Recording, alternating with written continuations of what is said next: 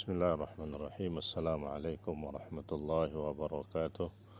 Alhamdulillah wassalatu wassalamu ala Rasulillah wa ala alihi wa sahbihi wa man tabi'a hudah. Wa la hawla wa la quwwata illa billah, amma ba'd.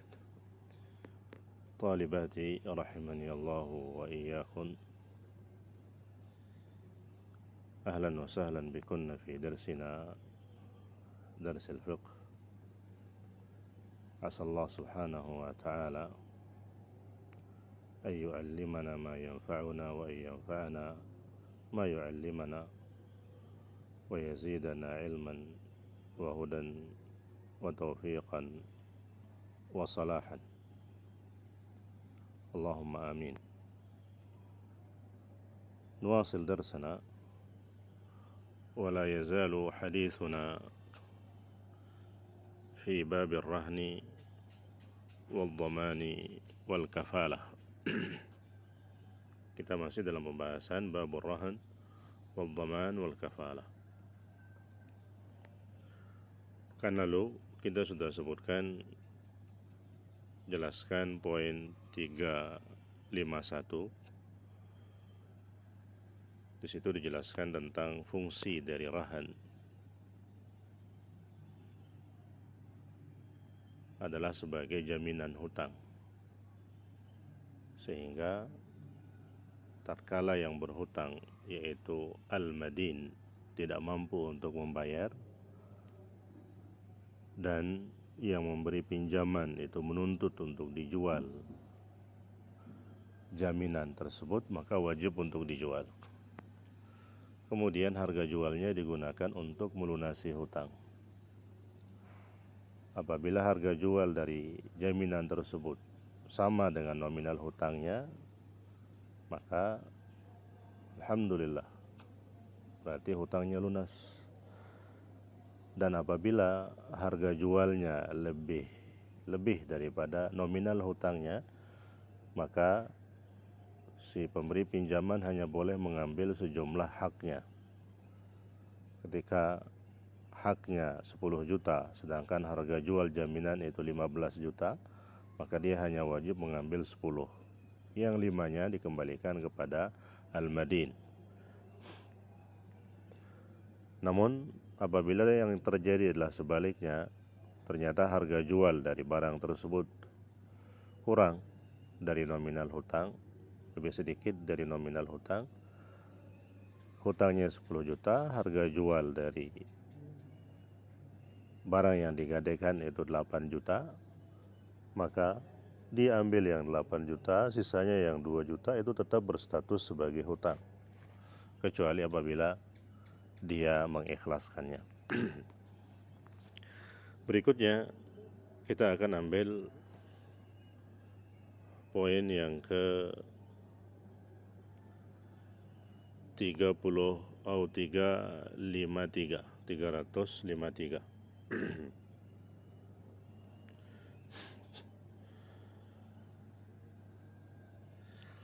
يقول المؤلف رحمه الله تعالى: ونماؤه تبع له ومؤنته على ربه. ونماؤه تبع له. Nama artinya pengembangan daripada ar-rahan, jaminan, berstatus juga sebagai jaminan. Misalnya apabila jaminannya itu berupa kos-kosan, dan kos-kosan itu tetap disewa setiap bulannya, maka sewa dari kos-kosan tersebut juga berstatus sebagai jaminan. Contoh lain, apabila jaminannya itu berupa binatang ternak, sapi, lalu kemudian dia melahirkan sapi ini, maka anak dari sapi itu juga berstatus sebagai jaminan mengikuti induknya. Itu makna qaulul muallif wa nama'uhu taba'un lahu. Kemudian wa mu'natuhu ala rabbih. Wa mu'natuhu, mu'nah artinya biaya perawatan. Ala rabbih, ditanggung oleh yang punya barang, yang berhutang berarti. Semua biaya yang dibutuhkan oleh jaminan itu ditanggung oleh yang punya, si rahin, si madin yang berhutang. Jadi murtahin itu hanya bertugas untuk merawat dan menjaga. Adapun apabila jaminan tersebut butuh biaya untuk atau dalam perawatannya, maka itu semua ditanggung oleh si rahin yang punya barang. Nah, kemudian kita ke poin berikutnya. Nah, ini permasalahan yang sangat penting. Poin 354, yaitu tentang hukmul intifa'i birrahni. Hukmul intifa' birrahn. Apa hukum memanfaatkan barang jaminan? Hukum memanfaatkan barang jaminan. Maka kita perincikan, apabila itu yang memanfaatkannya, yang ingin memanfaatkannya adalah ar-rahin, berarti pemilik barang, maka hukumnya tidak boleh, la yajuz,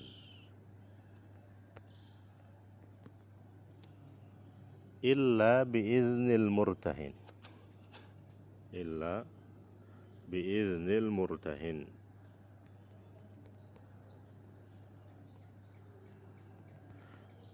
Silahkan ini di catatan ini silahkan dipindah di buku tulis kalian. Hukmul intifa' birrahan, untuk si rahin, si pemilik barang, la yajuz, tidak boleh dia manfaatkan walaupun jaminan itu adalah punya dia, tapi sekarang statusnya sudah sebagai jaminan hutang. Maka tidak boleh dia manfaatkan illa biiznil murtahin, illa biiznil murtahin, kecuali atas izin si murtahin, si pemberi hutang. Ketika si A berhutang kepada si B dan jaminannya berupa motor, suatu saat si A membutuhkan motor itu, apakah boleh dia gunakan? Tidak boleh, kecuali atas izin murtahin. Apabila murtahin mengizinkan, boleh bagi dia untuk menggunakannya. Selesai digunakan, dikembalikan lagi, tetap berstatus sebagai jaminan. Itu bagi rahin. Kemudian apabila yang menggunakannya atau yang akan menggunakannya adalah murtahin, al-murtahin, si murtahin yang akan menggunakannya, maka kata para ulama kondisinya tidak keluar dari dua hal atau salah satu dari dua hal.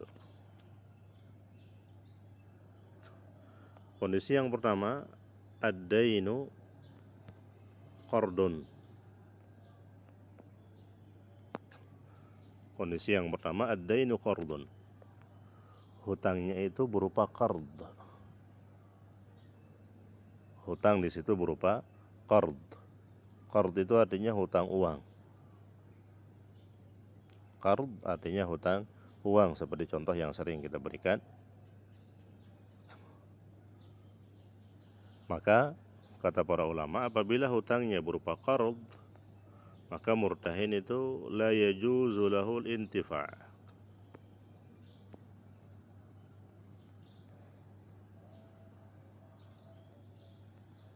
Intifa', tidak boleh bagi dia untuk memanfaatkan barang jaminan tersebut. apabila hutangnya berupa qard, hutang uang. Kenapa tidak boleh? Seperti kaidah yang sudah kita sampaikan,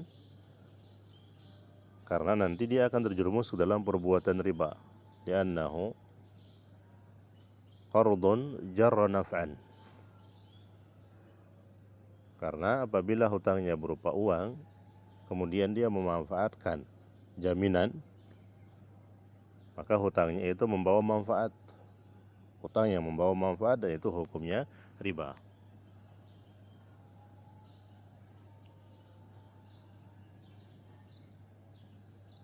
Sudah kita jelaskan, kullu qardin jarra naf'an fahuwa riba. Semua qard yang mendatangkan manfaat, maka itu semuanya riba. Ini kondisi yang pertama. Adapun kondisi yang kedua, ad-dainu, hutangnya itu ghairu qardin. Silahkan disalin di bukunya. Ad-dainu ghairu qardin. Hutangnya itu tidak berupa qard, bukan hutang uang. Hutangnya itu berbentuk lain. Misalnya dia berhutang barang misalnya, atau dia berhutang sewa rumah.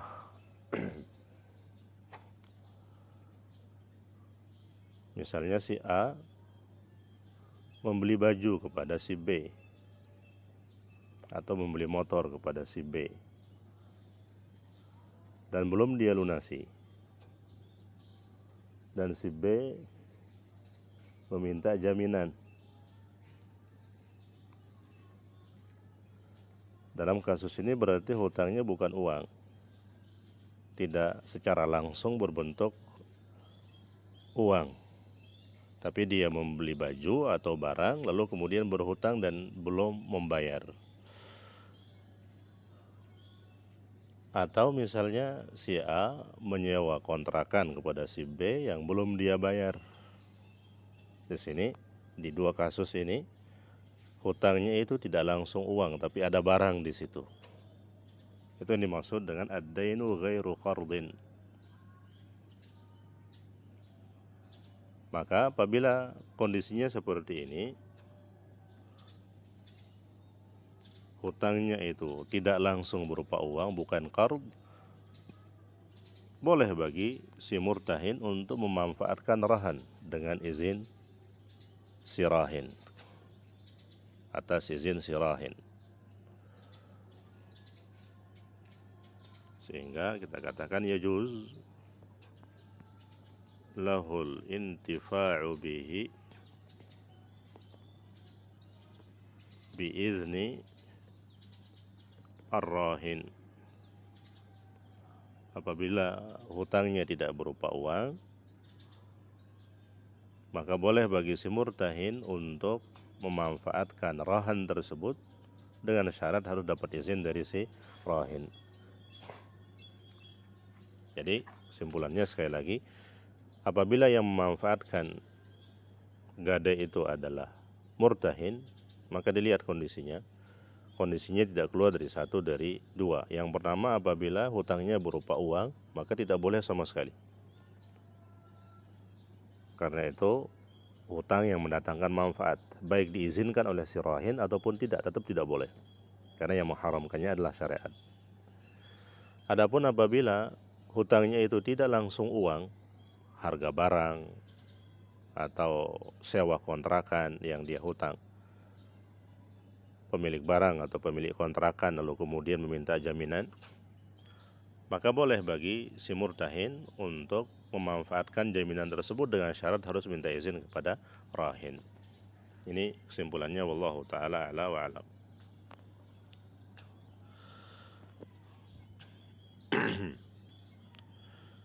Sehingga di poin 354 itu kita tinggal saja. Sudah kita simpulkan tadi, silahkan disalin di buku tulis kalian. Kita langsung ke poin 355. Sekarang kita masuk ke jenis jaminan yang kedua. bukan lagi berbicara rahan. Tapi kita berbicara tentang jenis jaminan yang kedua, yaitu al-dhaman. Ini juga merupakan jaminan hutang, namun jenisnya berbeda. Apa itu dhaman? Beliau mengatakan wal-dhamanu ay yadman al-haqqa 'anil ladzi 'alaihi. Ay yadman al-haqqa 'anil ladzi 'alaihi. Dhaman adalah ay yadman al-haqqa 'anil ladzi 'alaihi. Seseorang menjamin untuk membayar hutang orang lain. Seseorang menjamin untuk membayar hutang orang lain.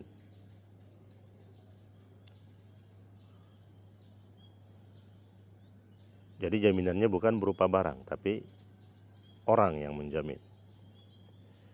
Misalnya si A ingin pinjam duit kepada si B, maka si B meminta jaminan, apapun itu bentuknya. Si A mengatakan saya tidak punya barang apapun, maka si B pun meminta bantuan, atau si A pun meminta bantuan kepada si C. Si C pun bilang kepada si B, B berikan dia utang, berikan dia pinjaman si A ini. Nanti kalau dia tidak mampu bayar, saya yang akan bayarkan hutangnya. Ini disebut dengan dhaman. Jadi dhaman itu seseorang menjamin untuk membayar hutang orang lain.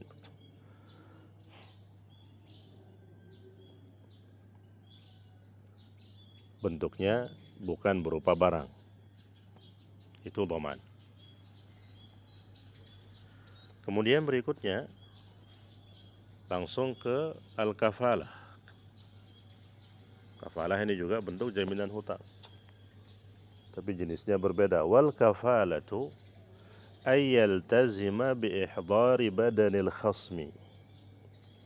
Wal kafalatu ay yaltazima bi ihdari badanil khasmi.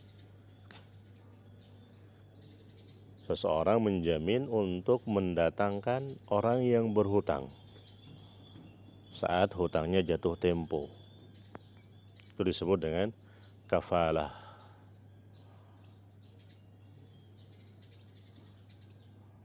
Dalam dhaman, penjamin itu disebut dengan dhamin. Sedangkan dalam kafalah, penjamin itu disebut dengan al-kafil. Saya ulangi, dhaman itu seseorang menjamin akan membayar hutang orang lain. Sedangkan kafalah itu seseorang menjamin untuk mendatangkan orang yang berhutang ketika hutangnya sudah jatuh tempo. Dalam kasus A, B, C dan yang tadi kita sebutkan, si A ingin pinjam uang kepada B, namun si B meminta jaminan dan tidak ada jaminan bagi dia, tidak ada yang sanggup untuk membayarkan hutangnya. Maka si C datang kepada si B, berikan dia pinjaman. Nanti kalau dia macam-macam, saya yang akan menjamin untuk mencari dia dan mendatangkannya untukmu. Itu disebut dengan kafalah.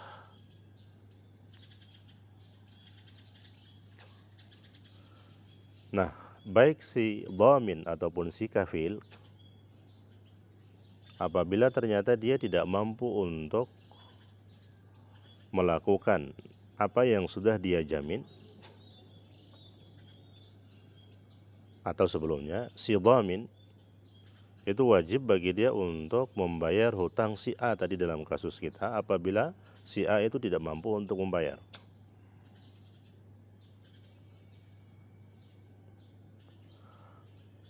Begitu pula dalam kasus kafalah, ketika si kafil itu tidak mampu mendatangkan orang yang berhutang kepada pemberi pinjaman, maka dia wajib untuk membayar hutangnya. Namun terkala si kafil itu mampu mendatangkan orang yang berhutang, maka tanggung jawabnya selesai, tugasnya selesai. Urusan si A tidak mampu atau mampu membayar itu bukan lagi tanggung jawab dia, karena tanggung jawabnya si kafil dalam kafalah itu hanya mendatangkan yang meminjam. Setelah itu tugasnya selesai. Nah, kemudian berikutnya beliau membawakan sebuah hadis yang berbunyi, wa qala sallallahu alaihi wasallam az-za'imu gharim. Az-za'im bisa dilihat di footnote adalah al-kafilu wad-dhamin. Az-za'im, al-kafil wad-dhamin atau al-dhamin, penjamin. Gharim di bawah juga ada di footnote. Beliau jelaskan az-za'im al-kafil wad-dhamin wal gharamah i'ta' ma tadammanahu wa takaffala bihi.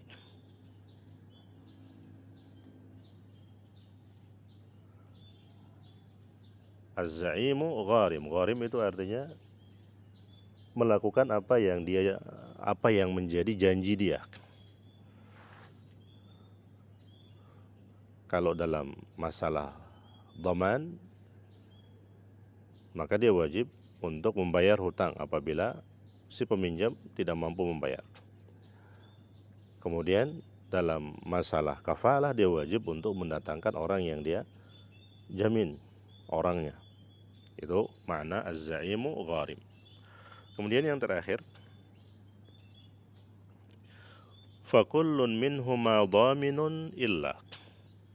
Masing-masing dari dhamin dan kafil itu wajib untuk membayar hutang. Illa, kecuali in qama bima iltazama bihi. In qama bima iltazama bihi. In qama bima iltazama bihi.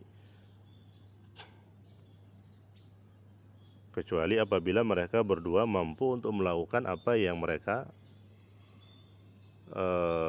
jamin kepada si pemberi hutang. Dalam kasus kafalah misalnya, dia mampu mendatangkan orang yang berhutang. Ketika dia mampu mendatangkan orang yang berhutang, maka dia tidak wajib membayar hutangnya.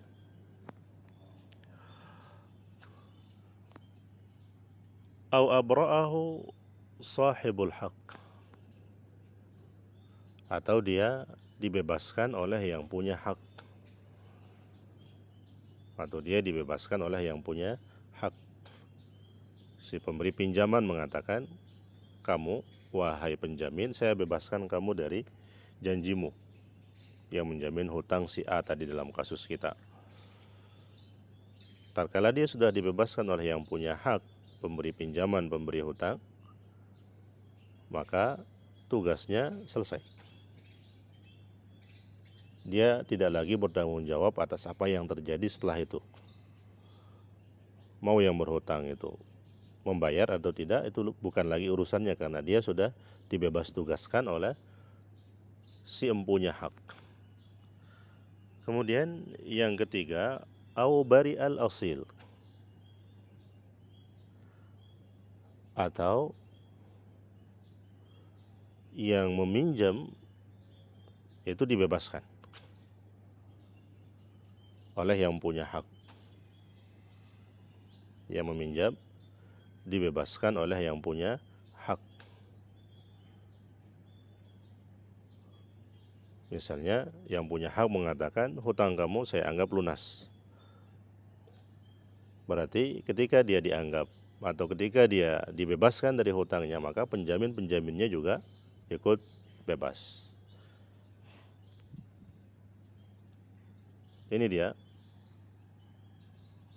pembahasan tentang jaminan-jaminan hutang. Semoga bisa dipahami, bisa disimpulkan. Rahan itu jaminannya berupa barang. Adapun dhaman itu menjamin untuk membayar hutang orang lain. Dan yang terakhir kafalah itu menjamin untuk mendatangkan orang yang berhutang saat hutangnya jatuh tempo. Wallahu ta'ala a'lam wa a'lam. Semoga bisa dipahami dengan baik. Apabila ada yang kurang jelas bisa langsung ditanyakan via WA. kita cukupkan. Subhanakallahumma bihamdika asyhadu an la ilaha illa anta astaghfiruka wa atubu ilaik. Wassalamualaikum warahmatullahi wabarakatuh.